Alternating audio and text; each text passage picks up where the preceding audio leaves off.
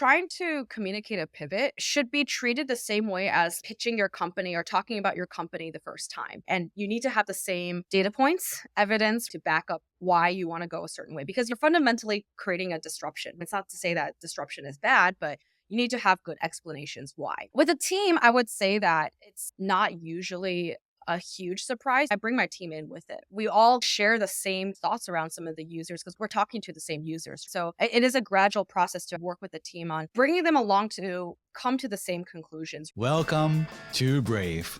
Learn from Southeast Asia's best tech leaders. Build the future, learn from our past, and stay human in between. No BS on success. I'm Jeremy Au, venture capitalist, serial founder, Harvard MBA, science fiction nerd, and dad of 2 daughters. Every week, we debate startup news, interview changemakers, answer listener questions, and share personal insights. Join our movement of over 40,000 members and get transcripts, resources, and community at www.bravesea.com. Stay well and stay brave. You don't want to miss Geeks on a Beach, the unique premier startup conference in the region. Join us from November 13th to 15, 2024 at J Park Island Resort in Mactan, Cebu. This event brings together tech enthusiasts, investors, and entrepreneurs for 3 days of workshops, talks, and networking. Register at geeksonabeach.com and use code BRAVEC for a 45% discount for the first 10 registrations and 35% off for the next ones. Morning, Sherry. Good morning, Jeremy. How are you doing? Good. Well, good to have you again as a sequel.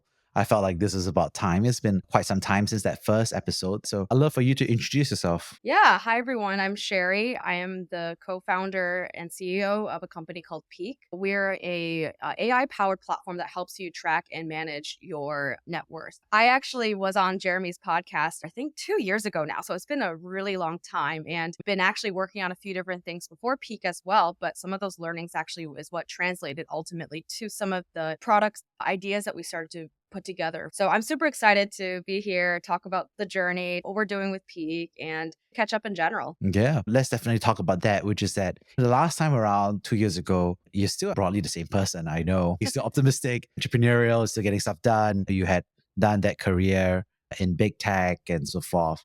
I think the big thing was that at the time you're working on a crypto kind of approach and you've since pivoted since then. So could you share a little more about what you were doing back then, if that makes sense? And Yeah. after we'll talk about change after that. Yeah. Yeah. So when we first had a conversation on the pod, we were building essentially a product called BlueJ. BlueJ was a stablecoin protocol meaning it's a mechanism, economic mechanism built in decentralized finance / crypto. So we're building this stablecoin for Southeast Asian currencies, starting with the Singapore dollar. Our thesis back then was that there are all these inefficiencies in our current money system when it comes to cross-border remittances, capital markets, or borrowing, lending across countries. And our belief was that stablecoins would be that next layer of that kind of monetary infrastructure that will drive down costs and make things work better. Now, the reason why we decided to change directions firstly was, I would say, number one, I was probably more consumed with the concept of how this would all work out in principle. And it made sense. There's a lot of US dollar stable coins out there. The problem is a real problem, just that the steps in between that can get to that future were just a lot harder to achieve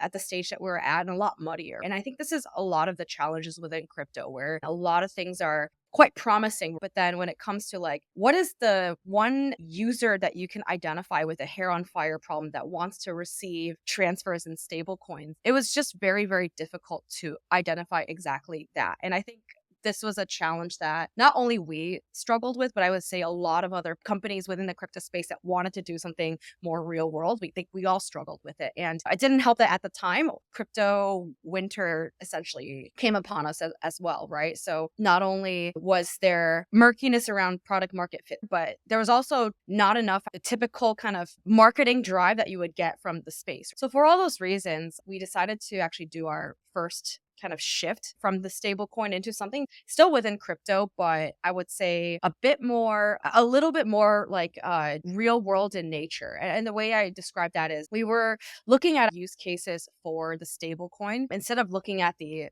building the stablecoin itself. That was kind of a natural place that we were going. So we got into the space of tokenizing real world assets. Just to break down what this means in simple terms, it's the idea that you can fractionalize into smaller pieces certain assets in the real world and facilitate those transfers on the blockchain. A lot of projects have done this for things like real estate to make it a lot more accessible for people. And people were starting to do it for private markets, right? So basically investment credit or hedge funds or other alternative assets where typically have a higher minimum check size. That's where we went first. So we were like, okay, we can allow for people to invest in private market assets in Asia using our stablecoin. The need that is being solved is for people that are individual investors, either generally accredited, sitting in that kind of affluent range. They don't have generally like $10 million to invest in Blackstone credit. So that was the problem statement that we were gearing towards. So we went from like, okay, there's a solution that we have to like, there's might be a little bit more of a problem here than what we've seen before. And we did this for about 9 months, actually. This was in 2023. And I would say that we had okay traction, but it was not the level that you would want to see at the earlier stage. And actually, when people ask me, what do you look at in terms of numbers to decide what to do? I'm like, numbers are just one side of the story. It's better to be like 50% month over month growth versus 10% versus 20%. But actually, the most telling thing for me is figuring out how much of a must have versus a nice to have is your solution for your customers, right? And so what actually convinced me of shifting directions from what we were working on before was when we actually went out and surveyed our existing customers, how would you feel if BlueJay did not exist tomorrow? So basically, how disappointed would you be? And there was not a single customer that said that we were a must have, they would be very disappointed. They said they would be somewhat disappointed, like a little bit disappointed, or they said they weren't disappointed at all. They had other solutions, or this was not an essential thing for them to invest in. They were just doing it out of curiosity. And so when that's the case, that signals to me that regardless of what you see in the numbers, you're not solving a fundamental problem. But what's interesting is we still kept trying to understand what the problem is for customers. If this product is not the issue or this problem is not the issue, what are some of the issues? And actually then listening to the customers, talking to dozens of people like these customers actually led us to ultimately working on Peek. And so one of my learnings was just like, and again, it feels so obvious when you're maybe starting out and you're like, of course that's what you do. But after some of the experiences that I've gone through, it's become so clear to me that you have to let go of focusing too much on your product vision and making that happen, and just be super, super close to the customer, talk to so many of them, find so many different ways to try to invalidate what you think as well. And having that kind of airtight understanding is a must have before you get started with any other product. So I know that was a bit long, but I wanted to share a little bit of what's happened in the last 2 years and how we as a company navigated that as well. Yeah. So, having gone through the set, what have you learned about the pivot process? Because I'm sure that each time when you pivot, there's a certain set of like stakeholders who have either invested in you or who are early customers or who are early employees of you. So, how does that process work? Yeah, yeah. I mean, I think that trying to communicate a pivot should be treated the same way as like you pitching your company or talking about your company the first time. And you need to have the same data points, evidence, right, to back up why you want to go a certain way, because you're fundamentally creating a disruption. And then, again, it's not to say that disruption is bad, but you need to have good explanations why. With a team, I would say that it's not usually a huge surprise, because I don't tend to come out of the corner unexpectedly say, hey guys, we're changing directions. I bring my team in with it, right? We all share the same thoughts around some of the users because we're talking to the same users. So it is a gradual process to work with the team on bringing them along to come to the same conclusions that I would. But then what my job is as a CEO is to solidify what is the plan now that we know this. Are we going to now test by having some prototype or beta program out in the market? How are we going to do that? What is the business model of the product? What's the timeline? It's more like clarifying the specifics with the team. I say publicly or with investors, right? With investors, I mean, as soon as I have a sense that there's a shift in the direction, I go and talk to them. I'll present similar numbers around why we're doing this. The funny thing is that you do have to go back to that seed stage mindset of, okay, you don't really have traction in a new idea because you haven't done it yet, but you show some user insights, right? So we'll be like, hey, these are the customers we had of BlueJay. Here are quotes of what they have talked about. And so linking these together lead us to believe that this is a better product direction. So again, I'm trying to be very, very evidence based. And then publicly, I'm very open about this kind of stuff. I think initially, maybe the first time we changed directions, I felt a little bit like, I don't really want to tell people like as open, as comfortably about it because I didn't like the shame that can come with it. Every founder, the first time they do it, they feel like it's a failure or a letdown. It's a very strange feeling. But the second time around, I was like, it's just part of the startup journey. You are doing your users, your company, and yourself a disservice if you want to continue stubbornly down a direction that you do not think has as high of a chance to work out. I'm trying my best, utilizing my own resource, which is my time and the people's time around me, to create the biggest impact in the world that we think has a likelihood of succeeding. And so I'm going to put myself behind this new thing that I think has a higher likelihood of success, and I'm just going to go for it 100%. And I find that when I'm very genuine about it, and like I stopped working for a company like Google where I had a very comfortable life. So people kind of think, okay, there must be something behind this conviction if this person's giving up so much. So in a way, I don't feel like the second time around when I've communicated us moving this direction, there's been as much of a concern on my side. And in fact, sometimes it's actually quite encouraging when people come around and say, actually, I really like what you're doing now. It's a problem that I have. So really interesting. Let's talk more. So yeah, it's definitely not easy all the time, but I think I learned just be an over communicator, but also be really evidence based about how you communicate the decisions that you make. On a previous guest of Brave called Rob Snyder, he was talking about he also had to go through multiple pivots. And he was just sharing that the technical side of doing a pivot, like you said, is relatively straightforward, but it's the psychological side of actually being okay with a pivot, overcoming confirmation bias and some lock-in based on your prior statements and your prior promises to stakeholders and teammates. That tends to be one of the harder things to overcome. What are your thoughts about that statement? Oh, I think it's absolutely true. First of all, I'm just going to share the emotions that you feel. You feel like you're letting people down in a way because you're going on one path and you're basically stopping it. And then you don't have any data to support that the new product has traction because the product isn't there. So how do you prove something that doesn't exist when you're stopping something that already exists and has numbers? I think the second emotion that you go through is you feel like dishonest is not the right word, but you feel like you are so excited about something you're working on and you have a lot of conviction for it. And then you change that conviction. Again, like if somebody isn't very empathetic to the founder journey or haven't been a founder themselves or surrounded themselves by founders, like there's a lot of judgment that can come with that, right? They're like, you spoke on stage about this, you had this thesis, and then all of a sudden you're not doing it anymore. There's a lot of negative connotations that can come with that. So I definitely agree that the emotions are real, but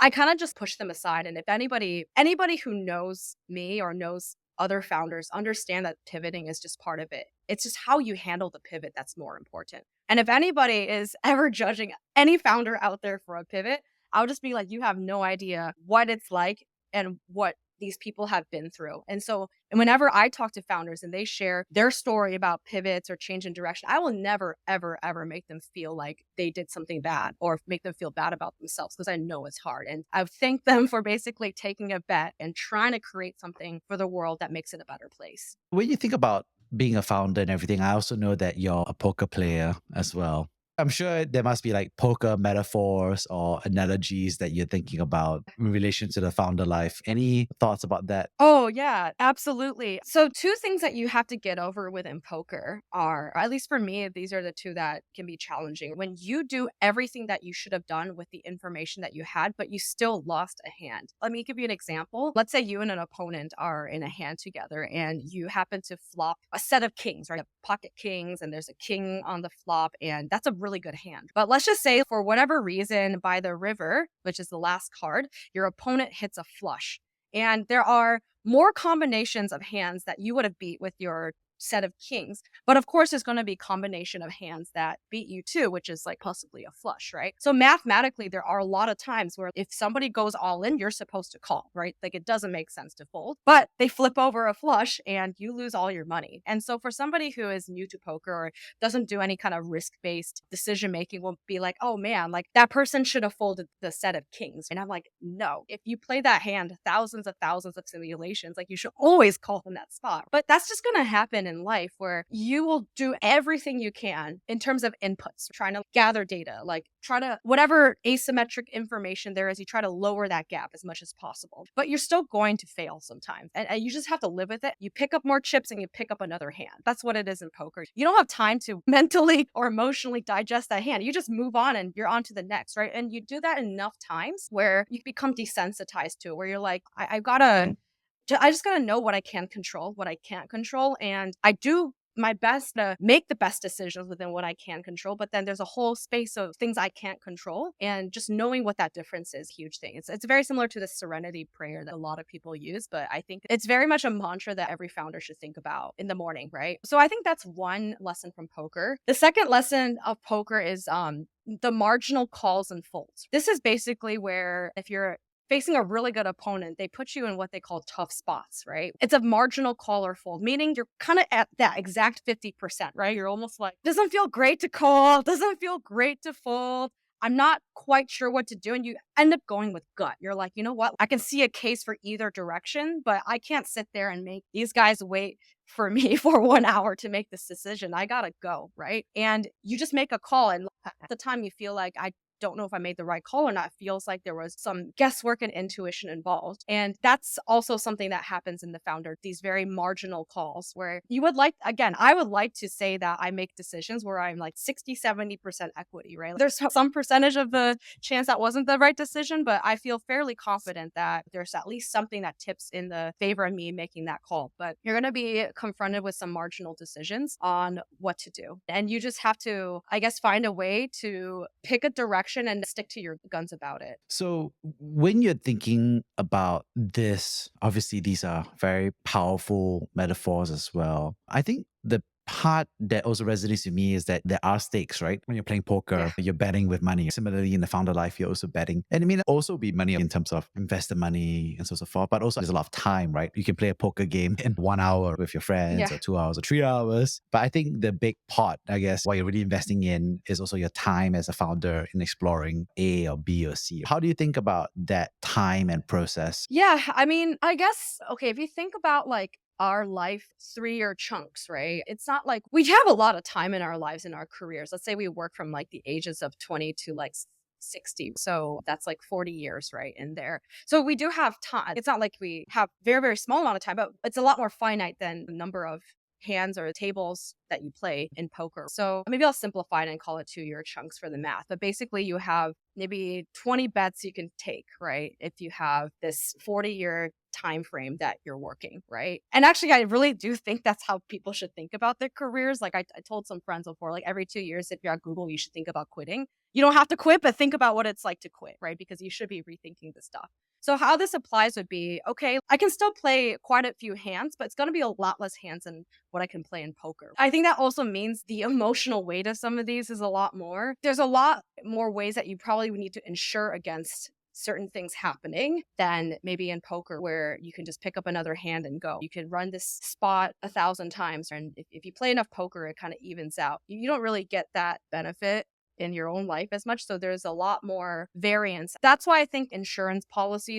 figurative insurance policies are good ones to think about. And I'll talk about some of the ones I've thought about. I didn't start a company in my early 20s. I think, again, nothing wrong with people doing that. But I was like, you know what? I don't mind being a corporate person for a couple of years and building some savings. So I have some safety net for myself. So in case I need to utilize any of that, in case some of my 2 year segments of bets don't work out, I do have some fallback. There's some insurance where I'm not completely putting myself in a situation where I don't have anything left. I think that's how I would think about it. It's like you still are playing poker. You still have more than one shot, but the number of shots you would have are a lot fewer in the real world than simulated within poker. And there you are having made a decision, and now it's multiple years out since you left Google. And so there's a lot of people who are at Google or big tech or big companies. So what advice would you have for people who are thinking through their career, maybe frustrated at work, maybe they're okay with work, maybe they're bored at work, maybe they're starting to get laid off at work, but how Yeah. would you think about that? Yeah, I actually think a lot of these questions are not so much just about work, but about what you value in life and whether or not the work that you're doing, which is encompassing a large part of the hours of your day, like are those lining up with your values, right? So like I'll give you an example. Some people, their biggest value is stability and they want to start a family and they're happy with a job that gives them the economic stability aspect, but they're maybe not as risk taking, right? Because they're like, okay, I want to make sure that, oh, I don't want to stomach that uncertainty. In that case, I would probably not really suggest that person to go and leap and do a startup because you might think, yeah, I don't have to like do things for my boss. Startups sound amazing, but trust me, you'll be doing things you don't want to for a lot more people than your boss when you do a startup. So you have to really honestly ask yourself, is it for me? If your values are like, look, I want autonomy, build my own brand or do things that best encapsulate who I am as a person, and I don't feel like I can manifest that working at a big company because again, you're just one of many people, then I'd say maybe you can explore doing a startup, right? But I think that exercise needs to come before deciding whether or not you leave. What is it that you want? If your gut is telling you that something is missing, but you don't know what that is yet, then you should introspect and then figure out where there are misalignments, the values that you care about, and then the values being experienced in your current job. So yeah, that's kind of how I would say it. I would never really tell everybody like, oh yeah, you should all go do a startup, quit your job and just bet on an idea that has a 99% chance of failing. I probably wouldn't tell everybody to do that. But if they belong in the camp where they want to take the risk and they're kind of dragging their feet and they're like worried about if they're good enough or have that experience, I'll probably push them over the edge, be like, just go. So that's my thinking on that front. Would you say that your advice has changed over the years? Because when you first left, obviously you're early in the founder journey, and then now several years out since then. Has your advice changed over time, you think? Yeah. I don't think my advice would have changed. I probably wouldn't be giving advice about it when I first left because I was still trying to figure out if it was the right decision for myself. But yeah, I don't think I've changed on my views here. It's funny because there are a lot of things that are different, I would say, tactically around how I handle the startup journey. I've obviously learned a lot more 3 years, but the reasons why I decided to do it and the reasons why I continue to do this have not changed at all. It does go down to values for me. I asked myself this question before I left Google. I was like, what is worse? Having to execute on a decision that I disagree with, but not having to take the accountability for when it goes wrong. So that's corporate, right? You do a lot of things that you don't always agree with. Your manager, your director want you to do something, but you're like, you know what? I still have a salary. That's fine. I'm just going to go ahead and do it. Does that bother you more than the uncertainty of having to take accountability for all of your decisions? You get full reign of everything, but if something goes wrong, it's completely on you. I decided that I didn't like the idea of having to constantly do things I didn't agree with. And I'm like, I don't mind taking accountability for my decisions. I want to have the freedom to be like, this is the brand that I want to shape. These are the people that I want to hire. This is the problem space that I want to work on. And so that's where that value alignment came into play. And that's why I left. And it continues to be the reason why I don't want to go back to corporate either. I mean, never say never, but I'm nowhere near feeling like, oh, this journey is not for me. So that advice still stands. I'm still kind of the same person. The reason why I'm doing this is still the same. And any advice that you have for your younger self? Imagine you had a time travel machine and then you could go back to your early days of being a founder, like day one of having left your job. Any advice you give to your younger self? I would say number one is stop worrying about what you do not know today. Understand what you do know and what you do not know and what backs up what you do know. And for what you do not know, just figure out what the plan is to find the answer. The methodology is a lot more important than the answer. I feel like I'm able to build my confidence based off of that versus back then I felt like I needed to know things. If I didn't, that was much harder for me to psychologically stomach that kind of uncertainty. The second thing I would tell myself is just trust my gut a little bit more. I think there were times before I made the decision to pivot. I kind of felt it, but it took me months to really trust my intuition. Like high stakes decisions where like you're sitting there, you're tanking at the poker table, and then you make a decision that you thought about making the first second that happened, but you take a long time to make those decisions. I would tell myself just to trust my gut and go for things more. I think that would have saved a lot more time. I probably could have saved like at least half a year's of like work if I just trust my gut. So right now I do this exercise all the time. When people ask me, how do you know this is going to be working out this time? Like what's that signal for you? I feel good in my gut. Right? I feel like things are moving. I can feel the excitement from our customers. I can feel the excitement from the team. I can see the path. I feel good about it. And when I was younger, I feel like I'm like, no, you need to be 100% certain about something. Like kind of just ignore what you feel inside. So those are the two things that I would tell myself. Focus more on the process and the methodology of getting an answer than just the answer. And then, yeah, second one is just trust your gut That's what's going to get you through the marginal decisions, by the way, because you're not going to be able to always have all the evidence for a 50-50 decision. On that note, I'd love to summarize the 3 big takeaways I got from this conversation. First of all, thanks so much for sharing about the experience of pivoting several times in terms of how you went about the process, but also how you thought about working with your stakeholders, your customers, and your team. Secondly, thanks so much for sharing about, I think, the poker analogy for founder life and the advice that you would give, especially in terms of making the right decisions with the best of the information you currently have and being comfortable and confident about what that set of information has given you in terms of what to do. And lastly, thanks for sharing the advice you would give to some extent to your younger self, but also to the folks at big tech companies who are thinking through what the next stage of their careers would be. And I do felt like you had some really good advice about thinking through about what that life meaning is and also what that career bet is going to be. On that note, thank you so much, Sherry, for sharing. Yeah, for sure, Jeremy. Thank you so much for having me on again. This was a fun conversation. Thank you for listening to Brave. If you enjoyed this episode, please share the podcast with your friends and colleagues. We would also appreciate you leaving a rating or review. Head over to www.bravesea.com for member content, resources, and community. Stay well and stay brave.